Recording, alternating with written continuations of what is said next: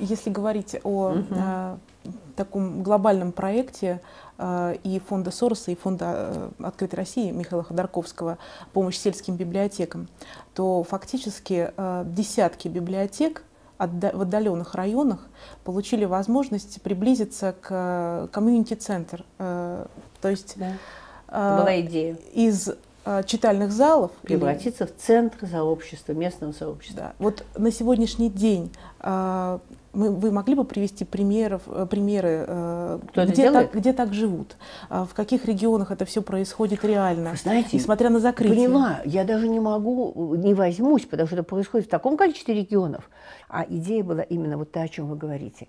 Создать вот такой центр сообщества, куда может прийти человек не только за книгой, но за разговором, за беседой, за чашкой чая, за тем, что он выяснит по компьютеру. Вот так мы начинали с Михаилом Борисовичем в Сибири, когда поставили компьютеры в регионах, где была очень высокая степень наркотической зависимости. Эти семена, они попали не только в каменистую почву, они попали в почву плодородную. Ну, не очень, не всегда. Ну, как вам сказать, кстати? Если бы я вам сказала, да нет, все погибло, все ужасно, что ничего не происходит. Не так.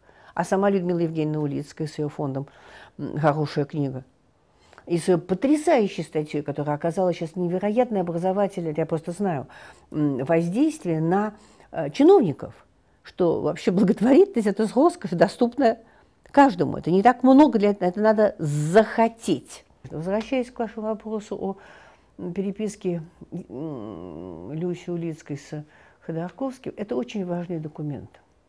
Важный социальный документ. Исторический? Исторический документ. Потому что он, знаете, возвращает нас к традиции вот таких бесед философических.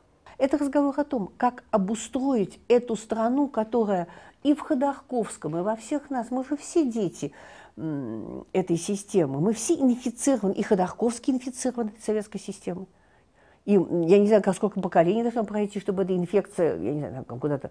Мы все, вот я человек, который родился в другой среде, не комсомольский работник, воспитана в дворянской семье, в которой понятно, какое количество людей вот здесь стоят, их лица, портреты погибло. Но тем не менее, получивший, я помню наш с ним разговор, он говорит: Екатерина Юрьевна, не забывайте, что я человек необразованный. Вот если, понимаете, я всегда его уважала за то, что он это признавал.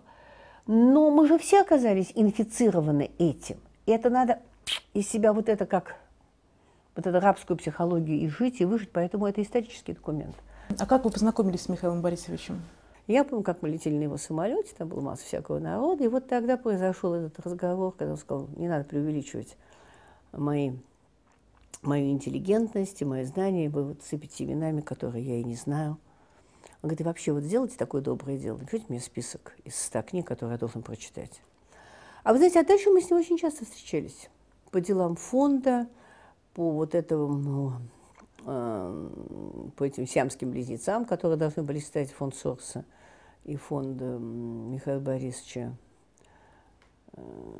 Жалко, что так все это произошло, но вы знаете, ведь история дама капризная. Кто его знает, что там произойдет? Как вы полагаете, чтобы отец Александр мог сказать, вы знаете, если бы он был жив если сейчас, бы он был жив, по поводу того, что происходит с ЮКОСом и с Ходорковским? Вы знаете, он бы точно ушел от политической стороны этого, потому что он считал, что это не его дело. Но он был человек, он был первым человеком, который написал письмо о возвращении гражданства Солженицыну. Я не исключаю, что он бы свой голос поднял в защиту Михаила Борисовича Ходорковского. Кто-то желает свободы Михаилу Борисовичу и Платону Лебедеву, кто-то желает стойкости. А чего бы вы хотели пожелать? Я хотела бы пожелать отчетливо Михаилу Борисовичу и Платону Лебедеву, я хотела бы отчетливо им пожелать вот эту сохранить нравственную уверенность в выбранном пути. Вот это. Конечно, я им желаю здоровья, потому что я им желаю стойкости, но прежде всего я им желаю вот этого, потому что это ведь вода камень точит.